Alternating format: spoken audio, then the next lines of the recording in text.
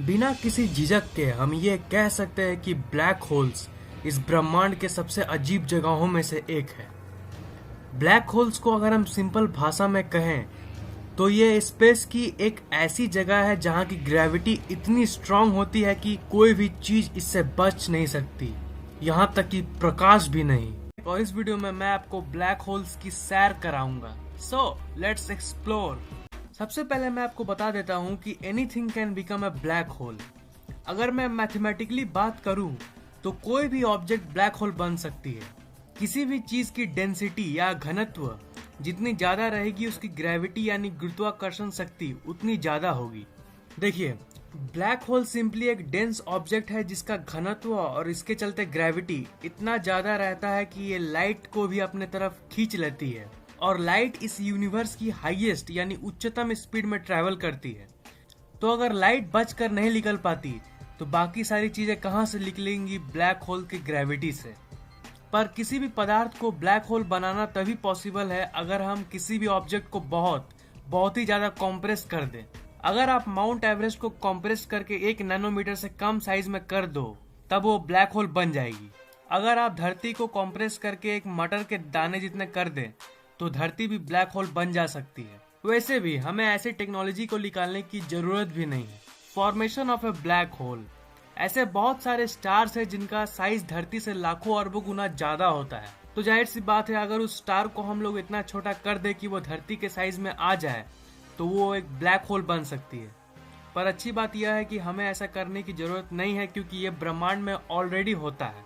जब कोई तारे की डेथ होती है जिसे हम सुपरनोवा कहते हैं तब वो अपने अंदर ही कोलैप्स करने लगती है और उसका घनत्व बढ़ने लगता है। घटते घटते उसका साइज इतना छोटा हो जाता है और उसका घनत्व और ग्रेविटी इतना ज्यादा बढ़ जाता है कि लाइट भी अब उससे बच नहीं सकता। वो छोटा पॉइंट जहाँ पे वो स्टार घटकर ब्लैक होल में कन्वर्ट हो जाता है उसे हम सिंगुलैरिटी कहते हैं। मैं श्योर हूँ कि आपने सिंगुलैरिटी के बारे में पहले जरूर सुना होगा। Event horizon. ब्लैक होल का वो बाउंड्री जहाँ से लाइट स्केप नहीं कर सकता उसे हम इवेंट होराइजन कहते हैं। मतलब इवेंट होराइजन से पहले लाइट बच के जा सकती है पर उसके आगे नो चांस। ब्लैक होल्स को हम ब्लैक होल्स क्यों कहते हैं? क्या आपको पता है कि ब्लैक होल्स को ब्लैक होल्स क्यों कहा जाता है? ब्लैक होल से लाइट स्केप नहीं कर सकती है। इसका मतलब ये नहीं है कि ब्लैक होल्स में लाइट नहीं होती है, पर वो जो लाइट है वो आपकी आंखों तक नहीं पहुंच पाती क्योंकि ब्लैक होल से लाइट बचकर नहीं जा सकती है। तो जब वहां से लाइट बचकर नहीं निकलेगी तो वो आपकी आंखों तक कैसे पहुंचेगी? इसीलिए हमें ब्लैक दिखती है।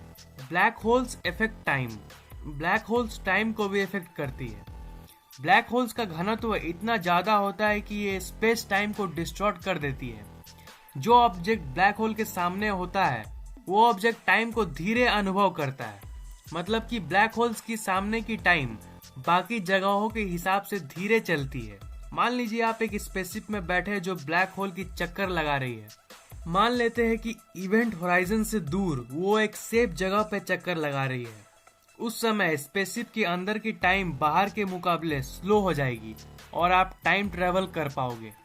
अगर आप एक ब्लैक होल के अंदर गिर जाओगे तो क्या होगा? क्या आप जानना चाहते हैं कि अगर आप ब्लैक होल के अंदर गिरोगे तो क्या होगा?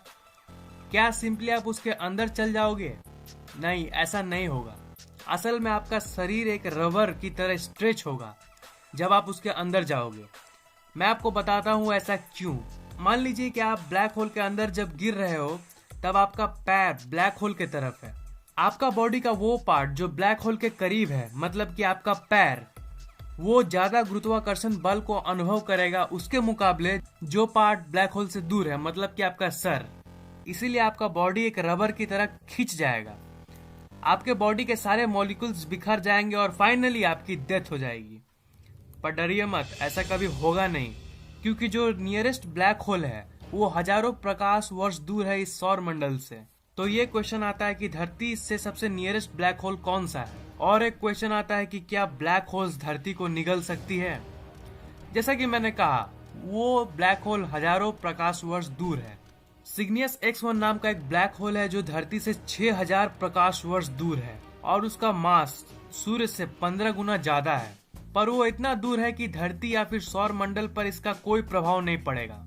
सो आपको डरने की कोई जरूरत नहीं है। लाइक कर दो अगर ये वीडियो पसंद आया तो, कमेंट और शेयर करना मत भूलना। और अगर आपने अभी तक फैक्ट को सब्सक्राइब नहीं किया तो सब्सक्राइब भी कर लीजिए, क्योंकि मैं हर 2 दिन में ऐसे इंटरेस्टिंग वीडियोस अपलोड करता रहता हूँ। Thank you very much for watching. मिलता हूँ अगले वीडियो में।